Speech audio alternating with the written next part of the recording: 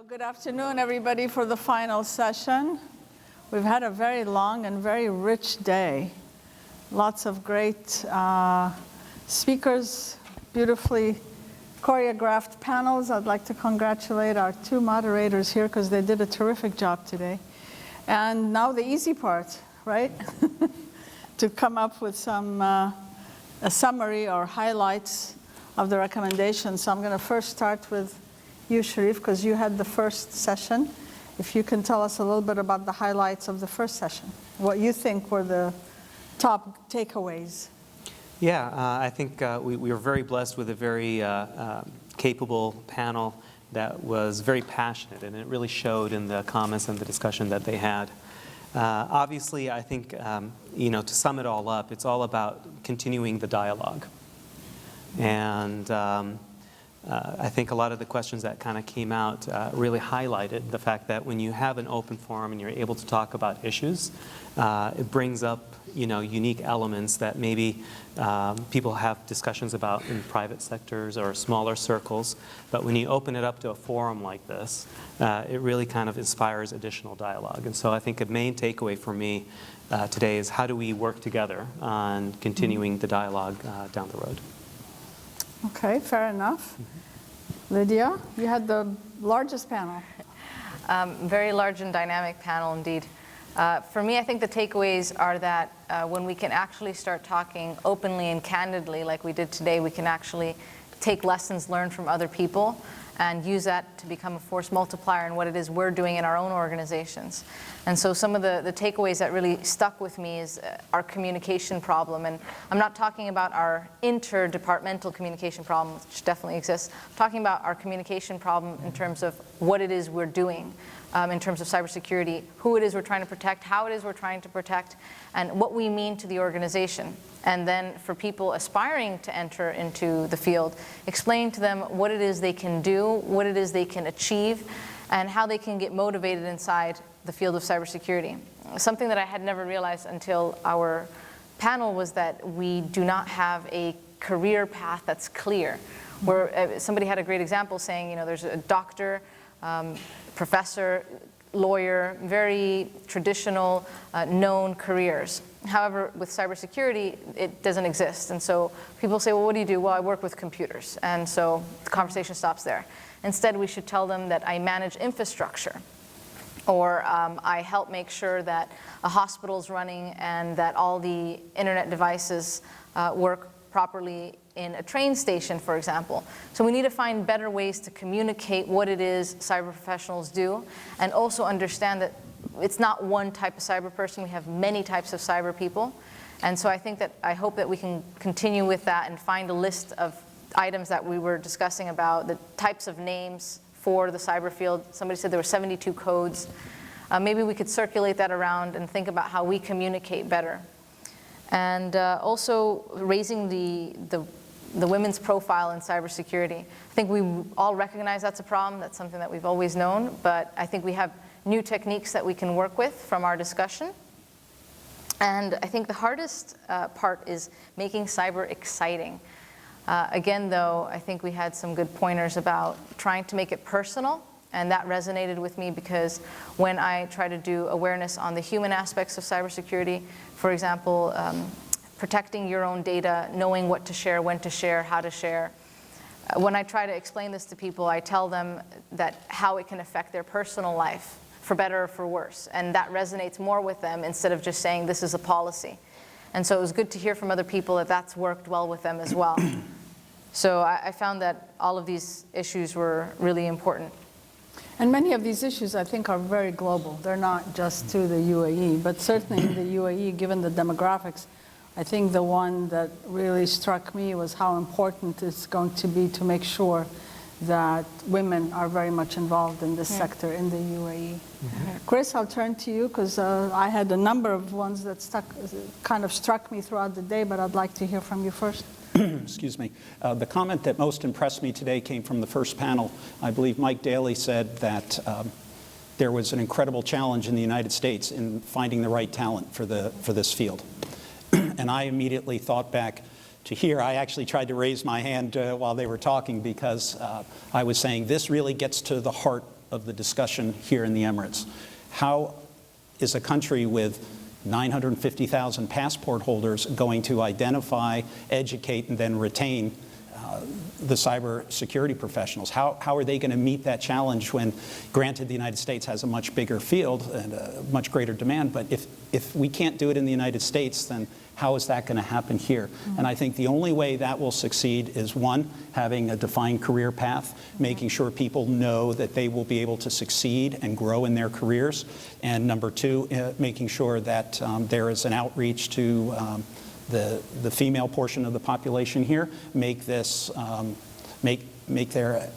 sure that women have access, and then also I believe that there has to be an interdisciplinary dialogue between educational institutions, between industry and government. And for an example, you have a young student coming out of college who's at a certain level of training and education.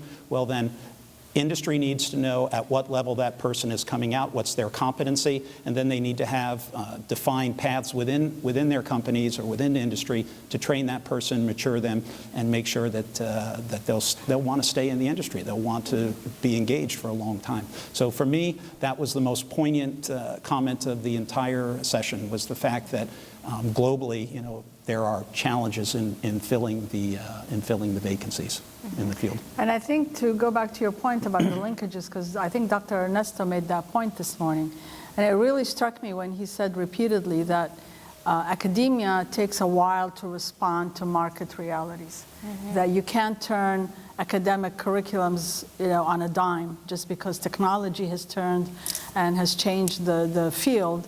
Academia takes a lot longer to catch up. And I think that goes to your point, Chris, where linkage is going to be that important, where academic institutions need to be linked to government institutions and to the private sector, so that there's an ongoing dialogue to prepare these young people and to help academia respond to the changes. If they're not linked, they're not going to be able to respond that fast.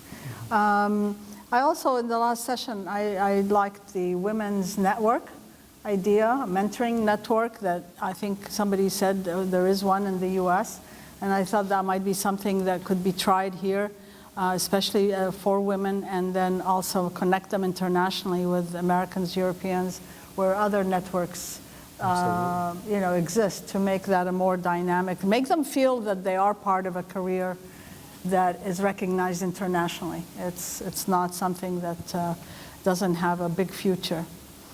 Other thoughts, Sharief? Yeah, actually on that note, I think UAE is perfectly situated to be a beacon when it comes to professional women development, especially in this sector. I mean, UAE has women fighter pilots flying their F-16s, and I think my wife is in education right now. She says that women in UAE take education a lot more seriously than, you know, some of the young boys, and so I think cybersecurity and/or technology is a field where culturally it would be a lot more accepted because it's a white-collar job, and it's, you know, a job where they feel like they're giving back to their country. But I think it's exportable, right? And you can see hopefully the effects of that from a region, but then globally as you export some of that technology and knowledge base. How about innovation centers? Anyone is aware of innovation centers here in the UAE? Well, I know at Khalifa University we have a course that's dedicated to our engineering students that is about education. And so it's taught in the sense of like business innovation. So you know what you're doing in your engineering classes, great. How can you take that and make that something marketable? So teaching them to be innovative in that sense as well. But I think at the end of the day, though, everything that we've learned today or discussed today, it wouldn't do us any good if we didn't share it with others outside this room. So I hope that we'll find mechanisms to use all of the contacts we've made today to share what it is we've learned today. Marcelle, I have a comment. Chris. So, Chris, I may put you on the spot, but you've seen this problem from many different angles. You've seen it from the government side, you're seeing it from the educational side, and also the private sector now. And I'm talking about the many few, you know, triangle pyramid that you showed us. How do you feel that, you know, 5 or 10 years from now, that will ripple, you know, the exposure, you know, to cyber and the cyber realm will ripple through, you know, the circles of your students, you know, as they mature and get older, and make the field a more well-known field, make it more lucrative, inspire, motivate younger people to realize it as a career.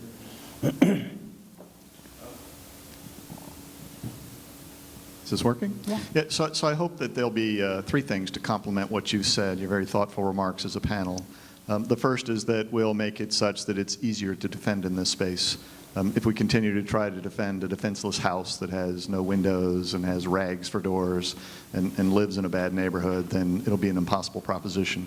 And so the technology and the procedures need to be brought along such that we actually have a defensible proposition. The second is that we'll actually harness the efforts of everyone, not just the people who are avowed cyber experts, but the individual users who can make a contribution. They don't exercise risky practices, that they don't hold at risk data that shouldn't be in the system or in places in the system. They'll be more knowledgeable about what they do that makes them a more defensible person or organization or nation state or coalition. And then the third group, right, the cyber professionals, that we will have accorded them more respect, we'll give them career opportunities, we'll allow them to do rich and meaningful things across their career such that they will naturally they'll be naturally attracted to that and they will prosper inside of that. But if we don't do the first two things, then the third thing doesn't come along. No one would want to sign up for a thankless, fruitless task. Yeah. The other thought I had listening to all the sessions today, we're so focused on cybersecurity because that's our topic for today's event.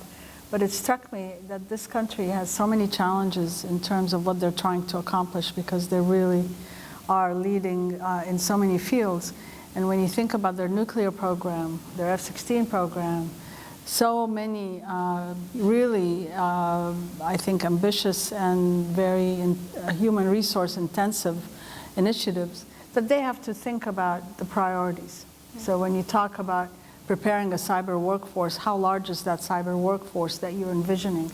I think there's going to be a lot of competition for just human resource element, which, as you pointed out, Chris, is one of the main challenges here because of the numbers, the demographics. So although we are focused on cybersecurity, I mean, the leadership of this country is focused on a number of really important things for their future. So this is just one of them. And I think we have to kind of keep that in mind to keep it balanced. Other comments from the audience? This really needs to be an open conversation. Anyone else have any comment on what you heard today that struck you as really important for us to keep in mind and to include in our final report? To answer your question, Lydia, there will be a product that we will share with everyone who participated and people who were not able to be here today, and also certainly with our partners in the UAE. But I welcome any comments from the audience. Yes, please. Right behind you, Raymond. Jidabi Lamina from Industrial Scientific. I discussed these comments with Chris already. I liked the presentation, and I would like to add one comment on it. I have some experience with security and safety, and we see in critical industries in particular a specific focus on health, safety, and environment. And what I recommend here is that to have cybersecurity as for the awareness as part of HSE, it's part because the impact is on health, the impact is on the safety of the people, and the impact is on the environment. We know it. So it has to be part of it. This is what I want to recommend. Absolutely. Thank you.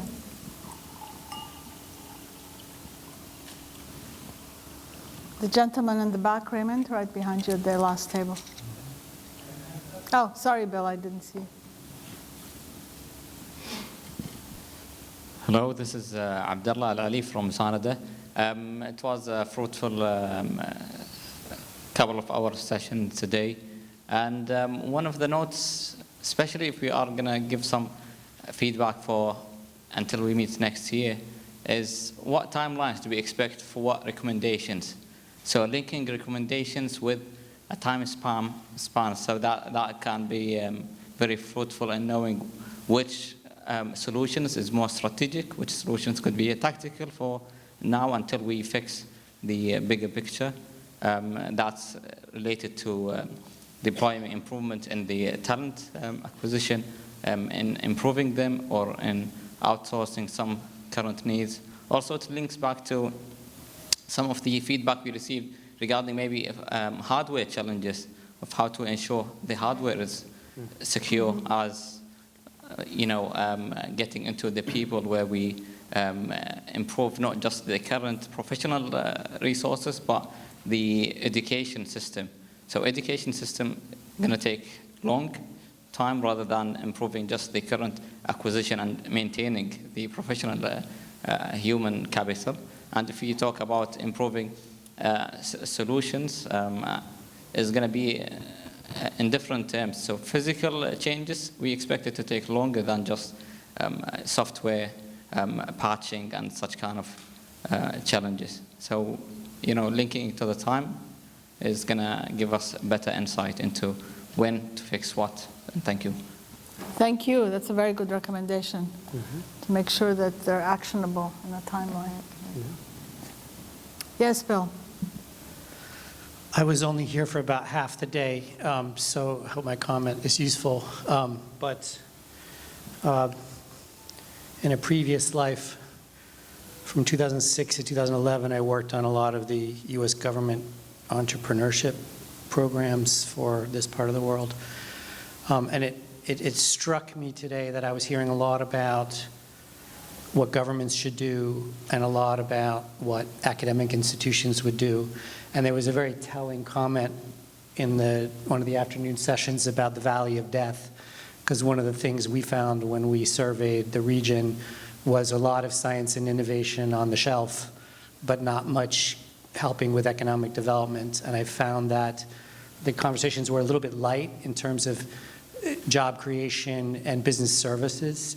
It seems to me, according to our analysis, this region needs to develop about 10 million jobs over the next couple of years. And a lot of this could be in cybersecurity and using some of these new talents that we're talking about developing. We found that there's a very poor feedback loop between industry and universities. And so one of the solutions is develop better feedback loops from the quote-unquote real world of business back into the educational institutions and back into the governments to make sure that the skill sets being developed meet actual industry needs now and industry needs in the future, and even more importantly, that all of the students getting cybersecurity training get entrepreneurship training, because it's unlikely that governments and big firms are going to be able to create most of the jobs in this sector. It's going to be small SMEs doing cybersecurity consulting, that sort of thing. So if you can combine entrepreneurship training with cybersecurity training, you're empowering young people to sort of take control of not their own economic development and the wider societal economic development without depending on, as you pointed out, Ambassador Wahba, the slowness academic institutions have and governments can sometimes have to deal with the big picture issues. So just thinking about this from the entrepreneurship side, I think, is a useful. That might be a great topic for a future conference, because we didn't have the time to focus on that one, the role of the private sector and the SMEs to not only expand job development, but also to bring in the entrepreneurial spirit of the young people and to inspire them to look at this as a career path for private business. It's not just government and academia or the big industry. No, it's a good point, Bill. Thank you. Thank you. There were some numbers that from the survey that was referenced earlier this morning that I was thinking about, and a comment that Chris made had me thinking about these numbers for the last couple of hours. I think there was close to, out of the young people surveyed, it was like the high 40s, about 48% said that they felt comfortable with their data online and with their digital footprint. So then when it came down to the question of, have you considered cybersecurity as a field, it didn't strike me as being unusual that there was a relatively low level of response there. It was like in the below 20%, I believe, was the number. But then Chris said, well, a lot of the young people that we're teaching think that they know a lot more about the internet than they really do. So the question that's been going over in my mind is there a general blissful level of unawareness of the risk that's involved in having a digital footprint. And are young people really that concerned about their security? And then if they're not all that secured about their own personal digital footprint, why would they consider cybersecurity as a viable field? Mm-hmm. So that's just something some questions that have been rebounding around in my mind after I remembered some of the numbers on that survey.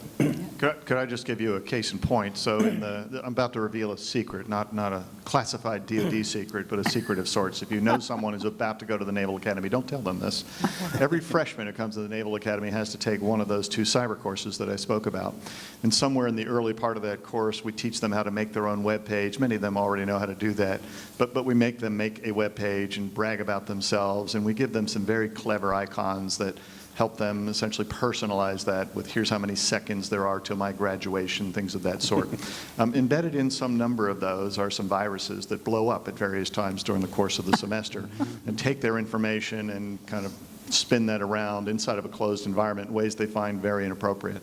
It is stunning, the shock and dismay that comes over them when they see what the true import of that is, that they really did not think about that and they really don't have any fundamental understanding about the way the network works. But having had a visceral experience, they're changed, right? They begin to then rethink how they themselves manipulate cyberspace and how they entrust their information to others in cyberspace. But that physical experience is really important, and you've got to actually walk them through that so that they don't say, no, I understand this at a surface level. It's another thing to understand it at an emotional level. And I think because they're growing up with it, from day one now. I mean, you have 3-year-olds on the internet. They really have no understanding of how open they are. I know my nephew puts things on the internet that make me cringe, but for him it's very natural, and I don't think they realize that if it blows up, the consequences are huge. Mm-hmm. The older people also have a problem. I think some of us have a similar problem, but they do take it for granted. Young people do take it for granted. I think it was definitely highlighted today that it's an industry that needs proactiveness versus reactiveness, and I think the more awareness that's being brought on, the challenges and or the cost that it could be associated with an event, being proactive versus reactive, I think that's something that we saw as a theme in both work sessions. Mm-hmm. I think that also makes us cyber ambassadors, so to speak. Mm-hmm. I mean, I know in my workplace there's different departments and they're not cyber. And when I talk to them about what I do and I explain to them little things, and so over the course of a few months, just casual run-ins, and I talk to them about cyber safety, after a few months they'll say, I noticed this scam email. It had this thing you told me about. Or so you see that just running into somebody and just casually talking about something does have an effect. And then they share that with other people and so forth. But yeah, awareness. So that makes us cyber ambassadors. If we already know, then we should share that too. Mm-hmm. And the awareness really needs to start, at K to 12. I think, mm-hmm. I mean, university, it's important, but I don't know how somebody earlier, in one of the earlier sessions, talked about training for teachers and teaching teachers so that they include it in their classes. But I don't know how much of that is happening in the K to 12 here, but that's something that I think we need to mention in our final report, that the awareness piece, yes, you put it on television, you put it on social media, but you also need to include it in the classroom. I mean, the live experience that you just described, Chris, is something that the only way to learn is to have them go through it. So that would be a wonderful thing to incorporate in the university level. Any other inspirational comments? Okay. I think there's one more right there. Okay. Yeah. Thank you. Akram Jauhari from Basic Practices Information Systems. Ambassador, I would like to reiterate the subject I mentioned during the break. Yes, please. And to reiterate also or draw back on the comment made by the gentleman. In a previous career, I spent 35 years working for IBM throughout the world. And now I have my own company focusing on the software side of cybersecurity and network security, and representing a number of software companies that deal with this aspect. To complete the cycle, I think we discussed academia, we discussed the government, we discussed hardware. One of the areas that we need to address to complete the whole cycle is the industry, the software industry. and the responsibility and sharing of the responsibility between these companies, the government, and academia, and feedback between all of them, complete the cycle. Yeah. And the analogy I drew earlier was the drug manufacturing industry. What's the incentive for the drug manufacturing companies to put back into research if they don't see a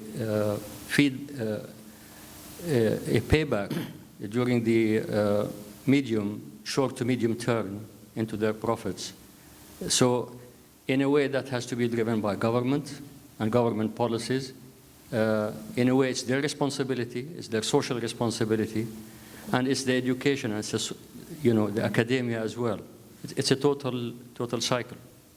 Yeah. Exactly, yeah. Thank you. That's another good addition to a future event. We did not touch much on software today, software industry. And that's certainly part of the circle. Thank you. Anyone else? Way back in the...